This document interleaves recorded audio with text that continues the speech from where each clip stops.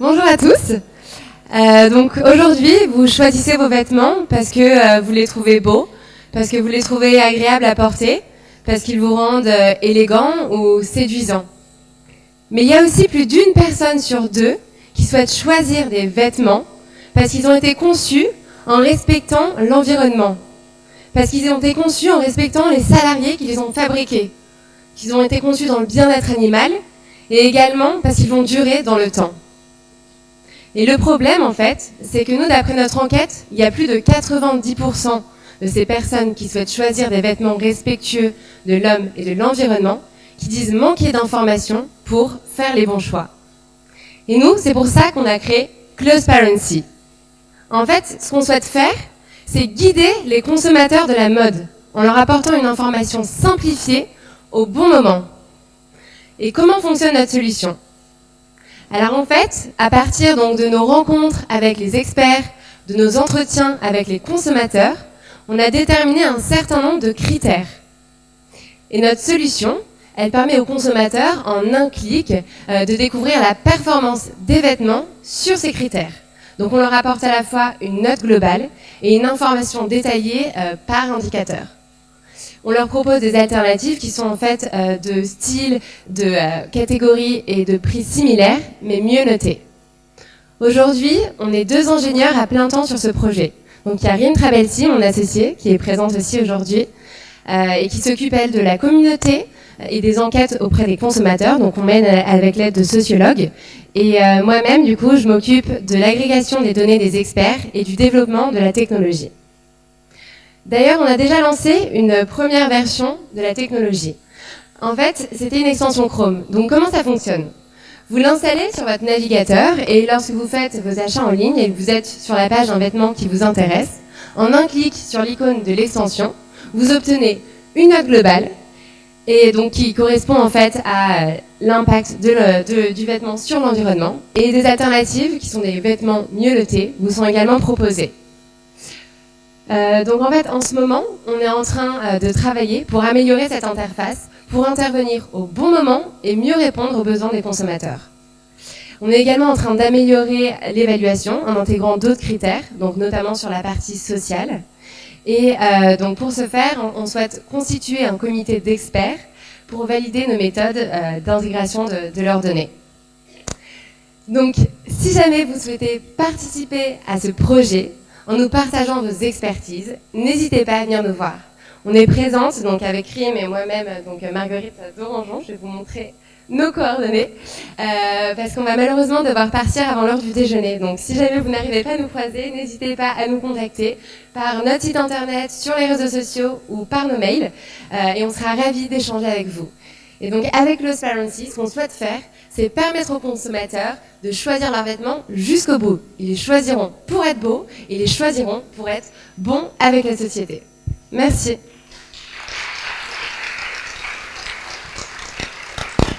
On peut l'applaudir très fort parce que bravo pour ce pitch dynamique. Alors Cléa Pollard, tu vas nous parler de Coco et Rico en 3 minutes chrono, et vous allez voir, c'est très intéressant. Je sais qu'il y a de nombreux créateurs de marques responsables dans la salle. Vous allez voir, ça va vous intéresser énormément.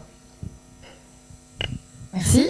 Bonjour, merci à tous d'être présents aujourd'hui. Donc Cléa Pollard, je suis la cofondatrice de Cocorico, que j'ai cofondée du coup avec Gabriel et Jules, mes 2 associés qui sont dans la salle.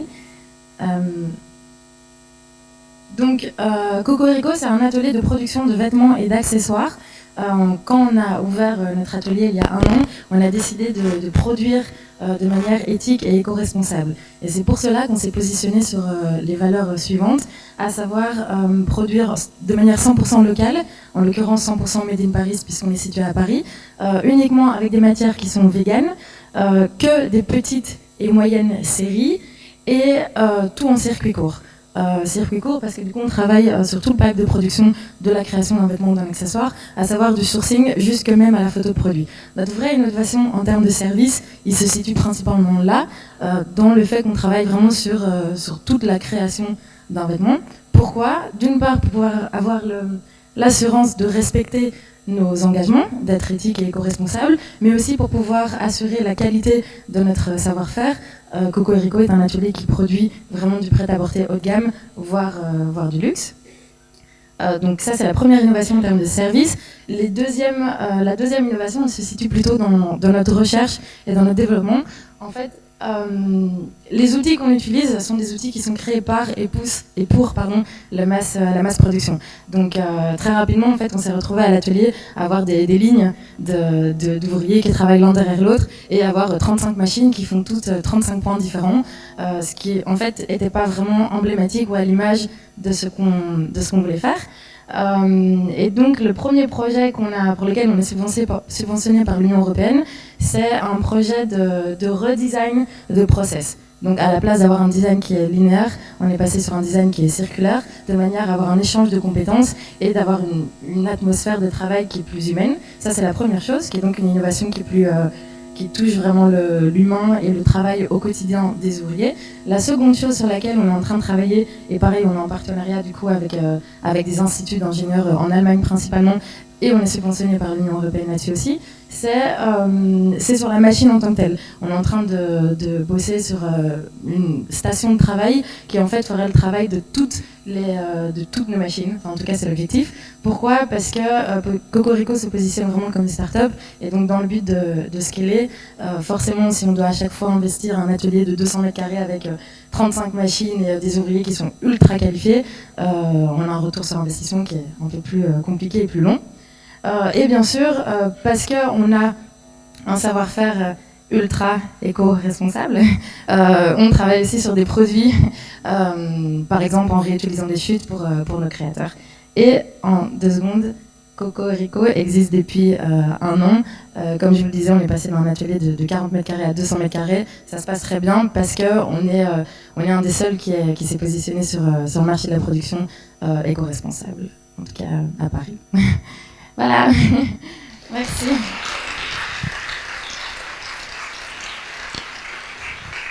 Challenge réussi et vous êtes dans l'espace exposition, donc n'hésitez pas à aller les voir. Patrick Manguéné, je pense qu'on a un indice sur ce dont vous allez nous parler. Petite basket, 3 minutes chrono. Difficile, on va essayer. Donc moi je venais vous présenter Hector. Hector, c'est le premier sneaker éco-conçu fabriqué en France. Et après 30 ans dans l'industrie de la chaussure, comme directeur développement pour des marques de sport, j'ai décidé de créer un atelier de production de chaussures en me disant finalement il est possible d'associer l'économie circulaire avec la mode et de créer des produits qui soient attractifs, parce qu'on l'a dit tout à l'heure, sans désir il n'y a pas d'achat finalement, mais un produit qui soit réellement en économie circulaire. Donc c'est la première chaussure tricotée fabriquée en France avec un fil issu de recyclage des bouteilles plastiques, donc qui est du polyester donc recyclé, des fibres longues, qui est tricoté à Saint-Étienne. Donc on est vraiment dans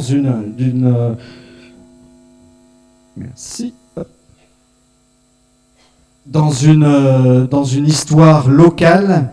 Aujourd'hui on est 10 personnes. J'ai recruté des jeunes issus de la formation chaussures à Romans, et c'est vraiment une aventure humaine également. Donc tricoté à Saint-Étienne, je vous l'ai dit, assemblé à Romans. C'est un produit qui est issu du recyclage du plastique. Et donc il faut 6 bouteilles plastiques pour créer une paire d'Hector. On a créé le premier modèle donc en mai 2017. Aujourd'hui, il est présent dans 40 magasins. Et on est en train de lancer une version hiver. Donc comme je vous le disais, Hector, c'est vraiment un produit en économie circulaire. Moi, je pense qu'aujourd'hui, la responsabilité des entreprises, c'est de pouvoir maîtriser le recyclage du produit qu'il met à disposition du public, qu'il met sur le marché. Si jamais on arrivait, on en parlait tout à l'heure, mais si jamais on arrivait à ce que les metteurs sur le marché aient cette conscience-là, je pense qu'il y a beaucoup de choses qui changeraient sur l'économie à la fois du textile et de la chaussure. Et sur la chaussure, on participe à des opérations européennes sur comment trouver des solutions de recyclage à cette industrie. On arrive à recycler l'automobile et à un bien de consommation comme la chaussure. Aujourd'hui, il n'y a pas de solution. Donc on essaye avec Hector de le faire. J'ai entendu tout à l'heure que Adidas c'était 1 million de paires vendues sur sa chaussure. Nous, Hector, c'est la première chaussure tricotée fabriquée en France. On est loin du million, mais je compte sur vous pour en parler un petit peu et faire que, à partir du mois de juin, on lance notre modèle hiver. Et sur une opération Ulule, on arrive à aller un peu plus loin et à faire que cet atelier et ce produit soit demain une solution alternative à des grandes marques qui sont pas toujours hyper respectueux de l'environnement. J'ai fait un peu moins.